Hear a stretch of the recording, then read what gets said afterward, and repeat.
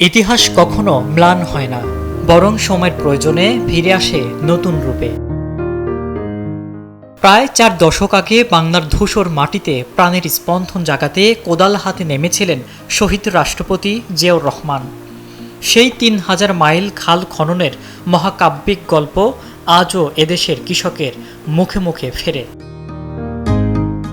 আজ 2026 সালের এই বসন্তে দিনাজপুরের কাহারোলের মাটিতে দেখা মিলল সেই চেনা প্রতিচ্ছবি।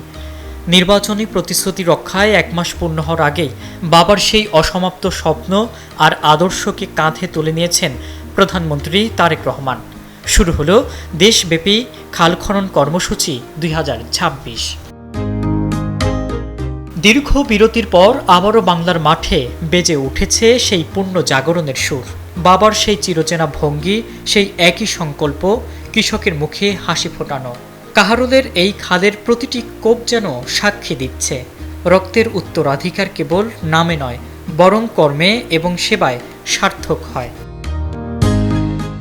এই উদ্যোগ কেবল মাটি কাটা নয়, এটি দেশের কৃষি ব্যবস্থাকে স্বনির্ভর করার এক বিশাল সংগ্রাম। শুষ্ক মৌসুমে সেচের পানির নিশ্চয়তা আর বর্ষার জলাবদ্ধতা মুক্তির এই নীলনকশা বদলে দেবে আগামীর গ্রাম বাংলাকে।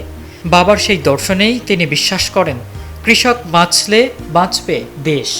সেই কাজগুলো করা, যেই কাজগুলো করলে মানুষের উপকার হবে। বাবার দেখানো পথেই আজ ছেলের দীপ্ত পথ চলা।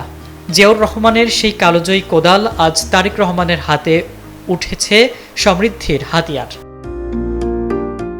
ইতিহাস আর বর্তমানের এই অনন্য মিলনমেলা বলে দিচ্ছে, বাংলার মাটি ও মানুষের ভাগ্যোন্নয়নে এই নতুন অভিযাত্রা নিশ্চিতভাবেই এক নতুন ভোরের ইঙ্গিত। জনকল্যাণের এই কর্মযজ্ঞ সার্থক হয়ে উঠুক প্রতিটি কৃষকের ঘামে আর সোনালী ফসলের হাসিতে। ইব্রাহিম প্রামাণিক, ডেইলি সান।